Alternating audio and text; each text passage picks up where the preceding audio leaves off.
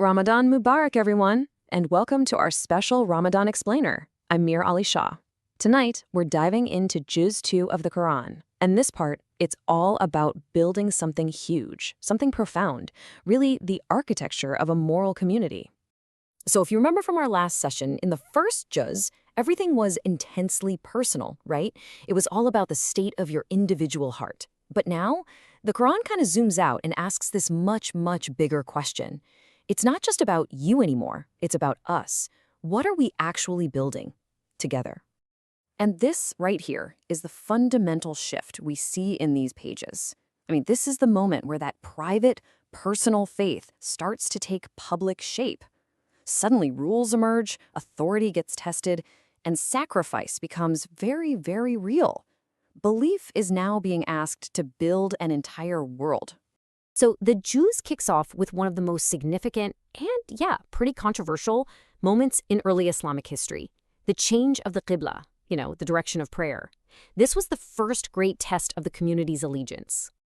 Okay, so on the surface, this looks like just a geographic shift, right? Moving from praying towards Jerusalem to praying towards Mecca. But in reality, it was a profound civilizational statement. It was like the community was being weaned off an inherited sense of identity and recentered on something pure, the direct surrender of Prophet Abraham himself. And get this, the Qur'an calls it out before it even happens. It literally quotes what the doubters and the foolish are going to say. So the test wasn't really about the logic of geography, was it? No. It was a test of trust versus ego. Could they obey a command, even when it seemed totally strange to everyone on the outside? And this is where we get to the core principle being laid down here. Identity in this new community isn't about clinging to the past, being nostalgic for what's familiar. It's about a living, breathing obedience to divine wisdom right here and right now. Okay, so how do you shape this new obedient identity? Well, once the community's direction is set, the Qur'an starts to introduce the structures to form it. And these are the big ones, the foundational laws of fasting, charity, justice, and even finance. Now, it's so important to get this right. Law in the Qur'an isn't about restriction just for the sake of it. It's about moral formation. Think of it this way. Fasting isn't a punishment. It's designed to discipline your appetite. The laws of justice, or qisas, they aren't just about raw vengeance. They're about disciplining that urge into a just, fair system. Every single law is like a tool for calibrating the soul. And then you get to charity, and wow, just listen to the incredible language the Qur'an uses. It asks, who will lend Allah a goodly loan? Just pause and think about that for a second. The creator of the entire universe is inviting us to give as if he were the one in need. This is so much deeper than just money. It's a profound divine teaching tool. And by framing it like that, the Qur'an shows us what the real target of charity is. The inner disease being treated isn't only the poverty of the person receiving it. It's the possessiveness of the person giving it. It's like a form of spiritual surgery on that illusion we have that we truly own anything. All right, so the community has its new direction, it has its laws for moral calibration, but how do all these abstract principles hold up under real-world pressure? Well, they get put to the ultimate test right away in the story of Talut, or Saul, and his battle against the giant Jalut, who you might know as Goliath.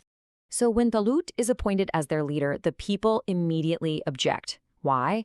Well, their criterion for a leader is wealth and status, but Allah's criterion, it's completely different. It's about knowledge and capability. This is just a radical redefinition of what makes a real leader. And this new kind of leadership is immediately put to a test of discipline. Before the big battle, the army gets to a river, and they're super thirsty. Talut gives a command. Do not drink from it, except for maybe a single handful. Now, look at this. The vast majority, they just gave in to their immediate desire. It was only that tiny, disciplined group that passed this crucial test. And that's the whole point, isn't it? The crucial takeaway is that victory in the Quranic worldview doesn't come from having the most soldiers or the most wealth or the most power. It comes from inner discipline, moral integrity, and obedience to principled leadership. It was the few who passed the test, who actually secured the victory.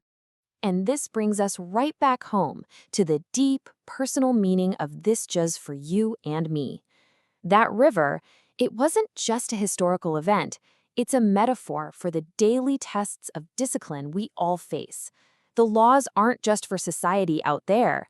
They are a form of spiritual surgery, a moral calibration for our own selves. I mean, think about the pattern here. It's like a series of precise surgical strikes. Fasting, it directly confronts our most basic physical appetites.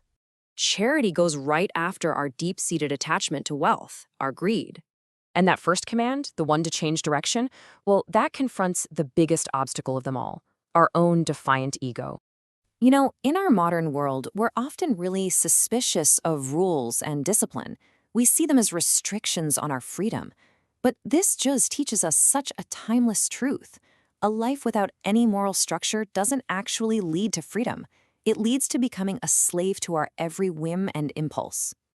So, as we reflect on this Juzz during these Ramadan nights, let's really make it personal. How can we apply these profound lessons on building a moral community, but starting with the community of our own soul? So tonight, maybe after your prayers, just take a quiet moment with these questions you see here and be really honest with yourself. Where do I resist structure? Which divine command feels heavy to me and why? And really, what attachment is the hardest for me to loosen? And then, let's try to turn that reflection into action.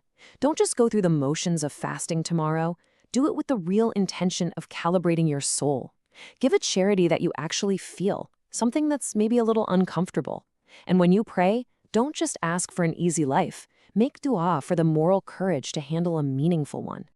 And this brings us to the final, really powerful takeaway of Juzz 2. The question the Quran is asking is no longer just, do you believe? It's something far deeper. It's this. Can you be trusted with responsibility? Belief, that's the starting point. But character, that's the real test. Are you the kind of person who can actually be entrusted with moral weight? And so with that we ask, O Allah, during this blessed month, please shape us, discipline us, and guide us.